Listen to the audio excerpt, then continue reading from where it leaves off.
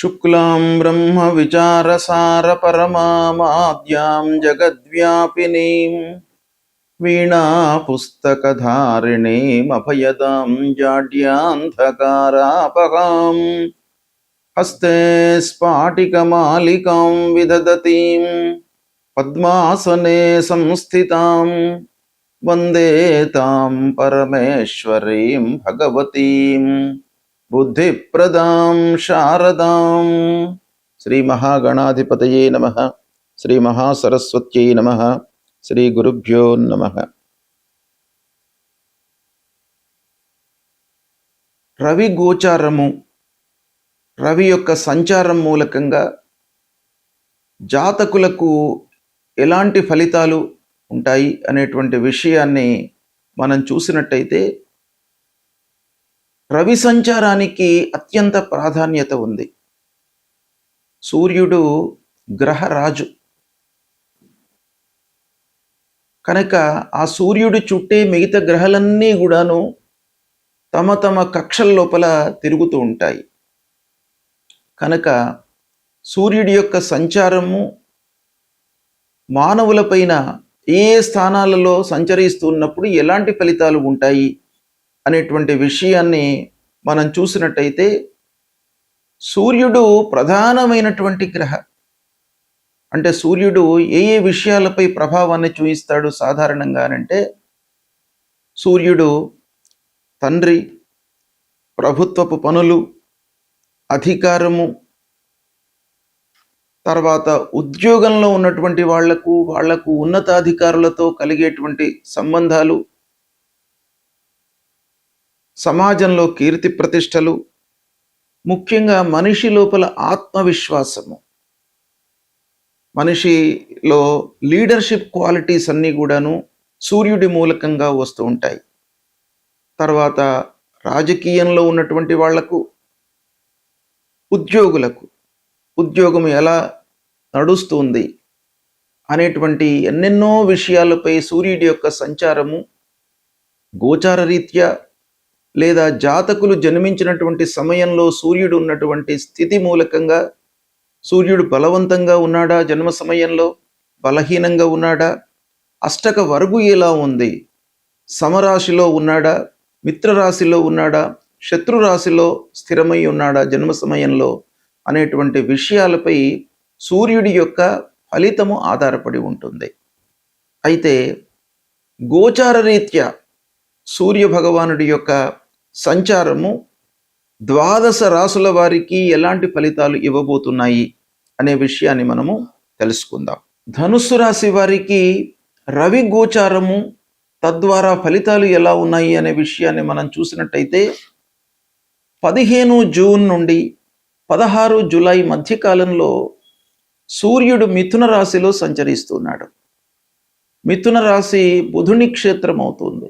అంటే బుధుని క్షేత్రంలో సూర్యుడు సంచరిస్తున్నాడు. తద్వారా ఫలితాలు ఎలా ఉన్నాయి అనే విషయాన్ని మనం చూసినట్టయితే, ధనుస్సు రాశి వారికి మిథున రాశి ఏమవుతుంది? సప్తమ స్థానం అవుతుంది. అంటే సప్తమ స్థానంలో సంచరిస్తున్నాడు. సప్తమ స్థానము ప్రతికూల ఫలితాలను ఇస్తుంది. ఇకపోతే సూర్యుడు గురువు, ధనుస్సు రాశికి అధిపతి గురువు. కాబట్టి వీళ్ళిద్దరి మధ్యన ఎలాంటి సంబంధం ఉంది అని అంటే మిత్రత్వం ఉంది. సూర్యుడు బుధుడు సంచరిస్తున్నటువంటి క్షేత్రాధిపతి బుధుడు, వాళ్ళిద్దరి మధ్యన ఎలాంటి సంబంధం ఉంది? మిత్రత్వం ఉంది. కాబట్టి సూర్యుడు గురు బుధుడు వీళ్ళ మధ్యన మిత్రత్వం ఉంది. కనుక సప్తమ స్థానంలో సంచరించడం మూలకంగా కలిగేటువంటి దుష్ప్రభావము కొంత తగ్గుతుంది. ఈ విధంగా మనం ఆలోచించినట్టయితే ఓవరాల్గా ఫలితాలు ఎలా ఉన్నాయి అనే విషయాన్ని మనం ఒక మారు చూద్దాం. ధనుసు రాశిలో జన్మించినటువంటి వాళ్లకు జీవిత భాగస్వామి అంటే భార్యతో లేదా భర్తతో కొంత అభిప్రాయ భేదాలు, చిన్న చిన్న కలహాలు ఉద్భవించే అవకాశం కనబడుతుంది. ఇకపోతే దాంపత్యం లోపల మీరు కొంత కలిసిమెలిసి ఉండడానికై ప్రయత్నాలు చేయాలి. అంటే అహంకారము, అహంభావంలోకి వెళ్లకుండా అన్యోన్యతకు ప్రాధాన్యత ఇస్తూ కొంత తగ్గి ఉండడము మీరు అలవర్చుకున్నట్టయితే తప్పకుండా మీకు మంచి కలుగుతుంది. ఇకపోతే వ్యాపారస్తులు పార్ట్నర్షిప్లో చేస్తున్నటువంటి వాళ్లకు కొంత అనుకూలతనే గోచరిస్తుంది. కాబట్టి మీరు స్పష్టంగా నిర్ణయాలు తీసుకోండి, తద్వారా మీకు లాభము చేకూరుతుంది. ఇక ఉద్యోగస్తులకు తోటి ఉద్యోగులతో అన్యోన్యత, స్నేహము పెంచుకోవడానికై ప్రయత్నాలు చేయండి. అంటే సహ ఉద్యోగుల యొక్క సహకారం మీకు కొంత తగ్గుతుంది ఈ సమయం లోపల. కనుక మీ వైపు నుండి వాళ్లకు ప్రాధాన్యత ఇస్తూ వాళ్లతో మీరు మంచి మాటను డెవలప్ చేసుకోవడానికై ప్రయత్నాలు చేయండి. ఇకపోతే వ్యాపార ఒప్పందాలు చేసుకునేటప్పుడు ఆర్థిక లావాదేవీలలో కొంత జాగ్రత్త వహించండి. కోర్టు వ్యవహారాలలో కొంత ఆలస్యం కనబడుతుంది. ఆదాయ మార్గాలను మీరు అన్వేషిస్తారు. ఖర్చులు పెరిగేటువంటి అవకాశం కూడాను ఒక పక్కన కనబడుతుంది. ఇకపోతే విద్యార్థులు చదువుకునేటువంటి వాళ్ళ విషయం చాలా ముఖ్యం గనక ధనుస్సు రాశిలో జన్మించినటువంటి వాళ్ళు విద్యార్థులైనట్టయితే ఏకాగ్రత, శ్రమ మట్టుకు అవసరము. అంటే ధనుస్సు రాశికి అధిపతి గురువు. గురువు అన్ని విధాలుగా మీకు చదువును ఇచ్చేటువంటి గ్రహము. అలాంటి గ్రహము ధనుస్సు రాశి వారికి అష్టమ స్థానంలో ఉన్నాడు. ఇక సూర్యుడు సప్తమంలో ఉన్నాడు ఈ సమయంలో. కానీ మిత్రత్వం ఉంది. గురు, సూర్యుడు, తర్వాత బుధుడు, ఈ గ్రహములకు మిత్రత్వం ఉంది. కాబట్టి మీరు కొంత ఏకాగ్రత, శ్రమను కనపరిచినట్టయితే సత్ఫలితాలు కలుగుతాయి. ఇకపోతే కాంపిటేటివ్ ఎగ్జామ్స్కు ప్రిపేర్ అవుతున్నటువంటి వాళ్ళు కూడాను కొంత శ్రమించాలి, శ్రద్ధతో ముందుకు వెళ్ళాలి. కుటుంబంలో అందరి యొక్క సహాయ సహకారాలు అందుతాయి. చదువు విషయం లోపల మిత్రులతో కొంత జాగ్రత్తగా ఉండండి. అనవసరమైనటువంటి మాటలు మాట్లాడకుండా ఉండడం చాలా అవసరము. అపార్థాలకు అవకాశాలు ఉన్నాయి.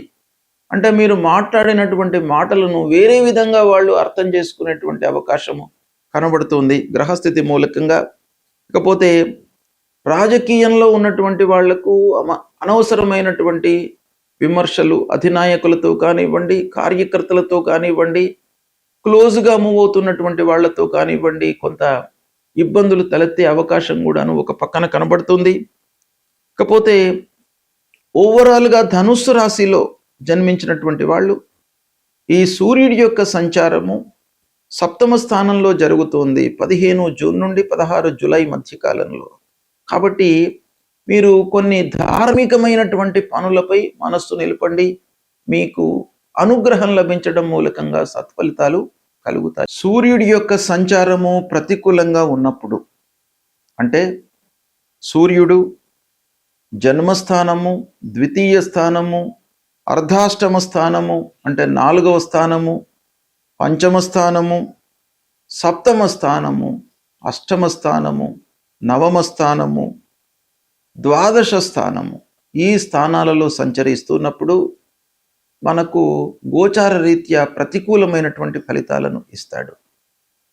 కాబట్టి ఈ గోచారంలో అంటే ఈ స్థానాలలో సంచరిస్తున్నప్పుడు మనము తప్పకుండా పరిహారాలు చేసుకోవాలి. అంటే పరిహారాలు చేసుకునే ముందు ఆ సూర్యుడి విషయమై, సూర్యుడి యొక్క సంచారం విషయమై మనము కూలంకషంగా తెలుసుకోవాలి. ఇప్పుడు గోచార రీత్యా ఎలాంటి స్థానాల్లో సంచరిస్తున్నాడు, జన్మ సమయంలో సూర్యుడు ఎలా ఉన్నాడు, బలవంతంగా ఉన్నాడా, బలహీనంగా ఉన్నాడా, మిత్రక్షేత్రంలో సంచరిస్తున్నాడా, శత్రుక్షేత్రంలో ఉన్నాడా, శుభ దృష్టి ఉంది ఆ సూర్యుడి పైన, లేదా అష్టక వర్గులో ఎన్ని పాయింట్స్తో ఉన్నాడు, ఇవన్నీ కూడాను కూలంకషంగా మనము చూసుకొని సూర్యుడికి సంబంధించినటువంటి పరిహారాలు చేసుకోవాలి. అయితే సూర్యుడికి యొక్క పరిహారాలలో ముఖ్యమైనటువంటి ఏంటంటే సూర్య నమస్కారాలు చేయడము. ఉదయాన్నే లేచి సూర్యుడికి 12 సార్లు నమస్కారాలు చేసుకోవడము, సూర్య భగవానుడికి అర్ఘ్యప్రదానం చేయడము. అంటే అర్ఘ్యప్రదానము అత్యంత ప్రధానమైనటువంటి పరిహారంగా మనకు శాస్త్రం చెప్తోంది. కాబట్టి అర్ఘ్యప్రదానం అనంటే నీళ్లు వదిలిపెట్టడము సూర్య భగవానుడికి.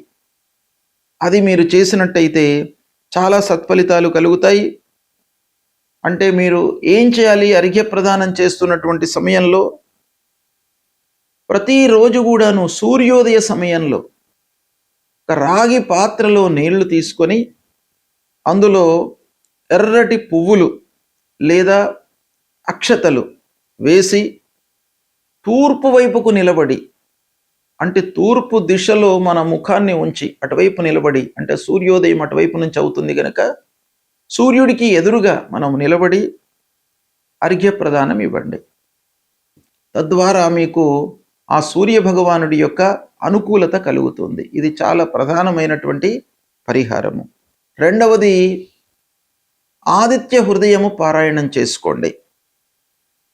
మూడవది, సూర్యుడికి సంబంధించినటువంటి మూల మంత్రం జపా కుసుమ సంకాశం కాశ్యపేయం మహద్యుతిం తమోరిం సర్వపాపఘ్నం ప్రణతోస్మి దివాకరం అనేటువంటి ఈ మూల మంత్రాన్ని ప్రతినిత్యం కూడాను చదువుకోండి. సూర్యుడికి సంబంధించినటువంటి గాయత్రి జపము మనకు శాస్త్రంలో చెప్పబడి ఉంది. అది కూడాను మీరు ప్రతిరోజు చదువుకున్నట్టయితే సూర్య భగవానుడి యొక్క అనుకూలత ఉంటుంది.